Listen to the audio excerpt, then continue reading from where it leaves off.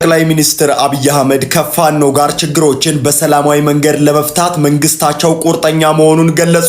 ጠቅላይ ሚኒስትሩ ካሳም ከፍለን ይቅርታም ጠይቀን ቢሆንም ከአማራ ህዝብ ጋር ችግር ካለ ችግሩን ለመፍታት ዝግጁነታቸውን ለአማራ ክልል ተወካዮች መግለጻቸው ተሰምቷል። ጠቅላይ ሚኒስትሩ በተለይም ደግሞ በአማራ ክልል ታጥቀው ከሚንቀሳቀሱ አካላት ጋር ለመወያየት ችግሮችን በሰላማዊ መንገድ ለመፍታት መንግስታቸው አሁንም ድረስ ፈቃደኛ መሆኑን ተናግረዋል።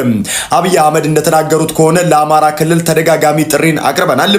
እንነጋገርና እንወያይ፣ በእኛ አቅም የሚመለስ ነገር ካለ መልሰን፣ የማይመለስ ካለ ደግሞ ህዝቡ በሚሰማው መንገድ በዚህ ጊዜ እንመልሳለን፣ እንፈተዋለን።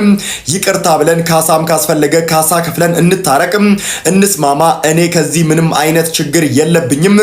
በጣም ደስ ይለኛል። ሰላም ነው የምፈልገው። በውስጣችን ያለውን ጉዳይ ብንፈታ ጥሩ ነው ሲሉ ለአማራ ክልል ተወካዮች መናገራቸውን ዶይቼ ቬለ የአማርኛው ክፍል መዘገቡን ተመልክተናል። ከዚህ ባለፈም ጠቅላይ ሚኒስትሩ በአማራ ክልል ስላሉ ተፈናቃዮችና አጠቃላይ ስለ አማራ ክልል ዝርዝር ያለ መረጃን መስጠታቸውን ተመልክተናል። ተጨማሪ የዚህን መረጃ ለማግኘት ከፈለጋችሁ ባዮ ላይ ባለው ሊንክ በኩል በመግባት ቴሌግራም ፔጅ ላይ ታገኙታላችሁ። ነበር መረጃዎችን ለማግኘት ፎሎ፣ ላይክ፣ ሼር አድርጉ። መልካም ቀን።